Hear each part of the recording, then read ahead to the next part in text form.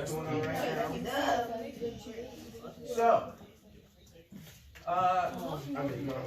so the question is, when you go on the internet to search something, whatever it is, one of your favorite topics, how do you know what a good website is to search? What are you using?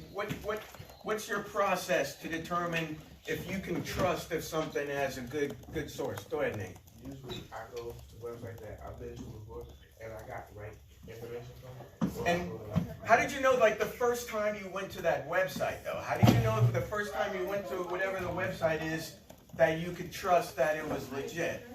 Well, other people had like the same information, like corroboration, like what we're talking about. Corroboration, okay. Go ahead, Sharif, and then... I make some work for the website doesn't have lots of spares and other ads because malware ads and comparison. Right, so you look for sites that don't have spam in it, all right? Isaiah and then Solen. I would say how relevant I'm talking about the date. The date? Yeah. You look for the date to see how recent it was? Yeah. Okay, that's another good way. Solen, and then...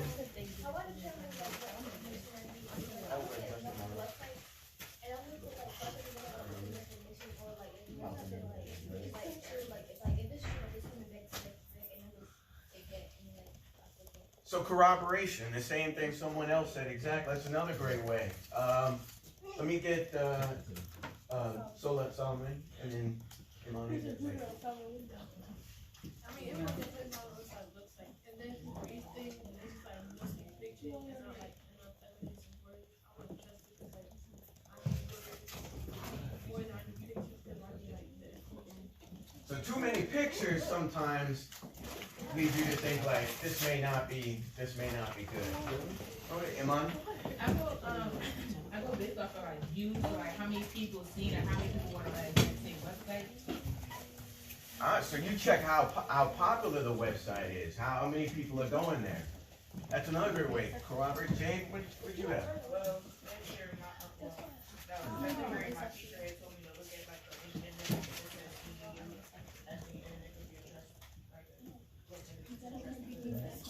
Right, educational websites. Those are usually researched well. Akima.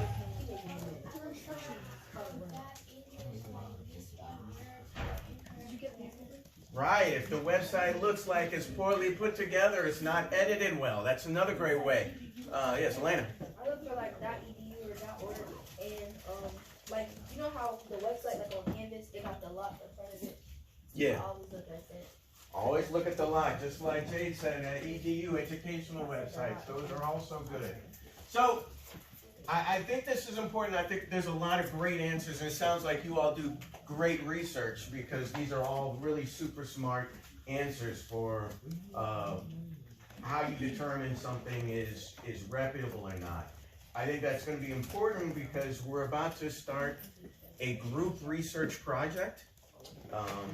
After what we've been kind of leading up to with some of the work we've done thus far.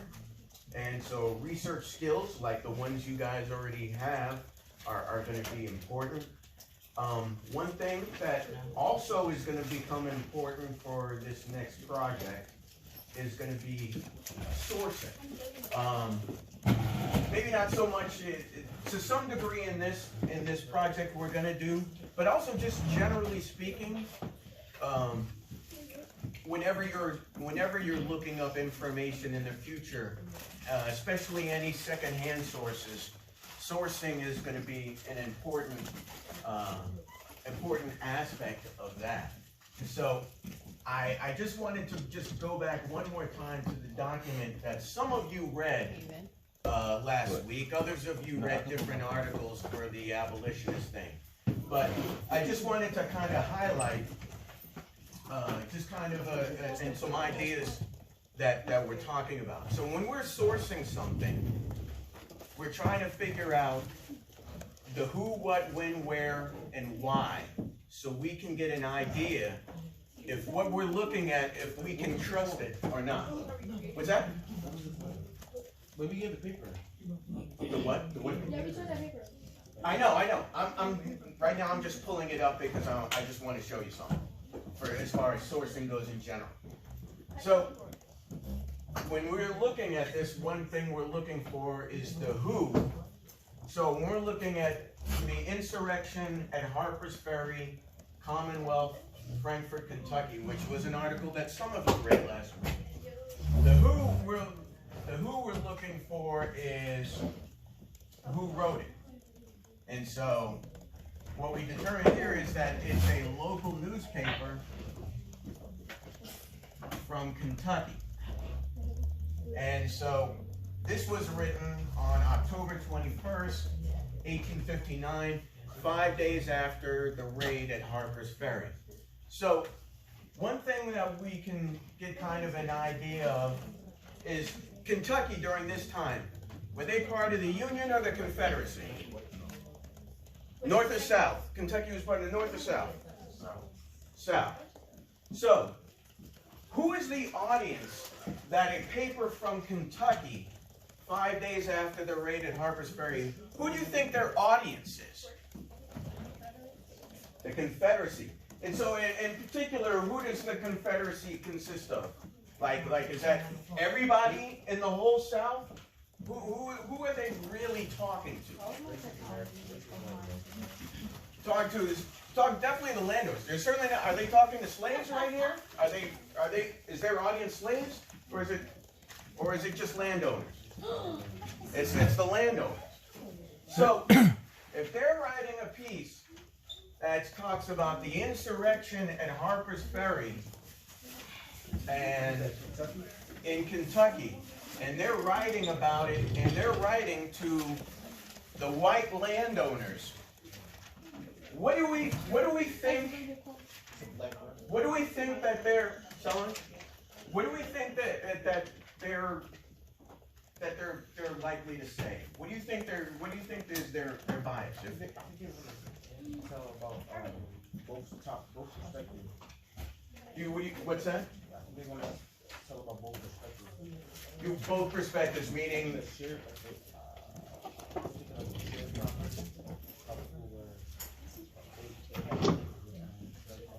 All right. So if their audience is white landowners, like and they're in the South, what tends to be their point of view, especially regarding a slave insurrection?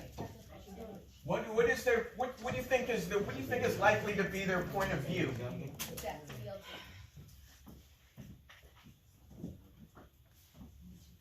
Isaiah. I thought they were speaking like some sort of condescending manner to the slaves. Right, maybe condescending manner to the slaves. Like, what's their bias? That's what I'm trying to get a hint at. When they're writing something, who are they going to be biased towards? Right.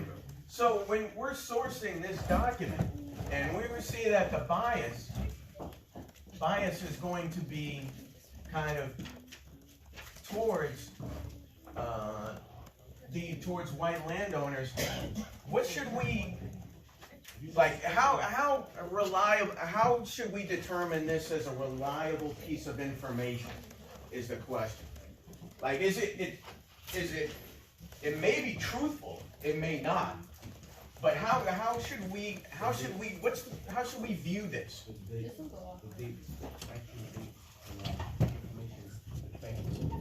Right. The factual information. Right. The factual information. So we should pay attention to the factual information. But when they give like their opinion on stuff, You can't really take that in the hand because it's their opinion. It's not actually. do we agree with Sharif? Should we take that? Should we take their opinion as? How should we take their opinion? What do you guys think?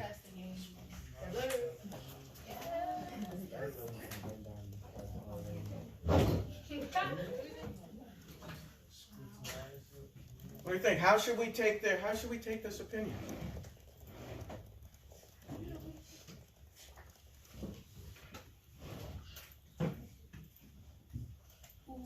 Anybody think? What do you think, Isaiah? say it was a great result because the buy stores and landowners, they're opposites. Eric? Please. I think we should like look for the word language the author uses because as most of these communities are considered either subjective and Yeah, I think you're right. They may not be objective. They're gonna have a certain slant to how they view it. And so this is just something that if you follow this line of thinking, this is something that I think when no matter what site you're on, no matter what site you're viewing, this can help you understand how they're thinking at the same time. Like, maybe whatever Jade is looking up on the internet right now, perhaps, it could maybe help explain that. So, that's what I'm trying to get at with this. And so, moving forward, one of the things we're gonna also be doing is getting into keyword searches. And so, our next project is going to be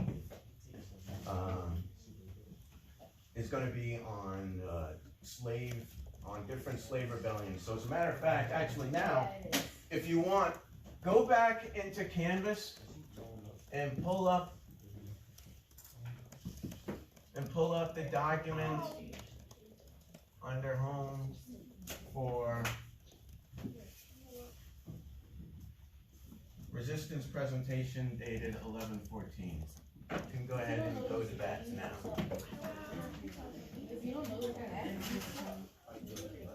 Go ahead and pull up this document because this has the presentation we're going to do next.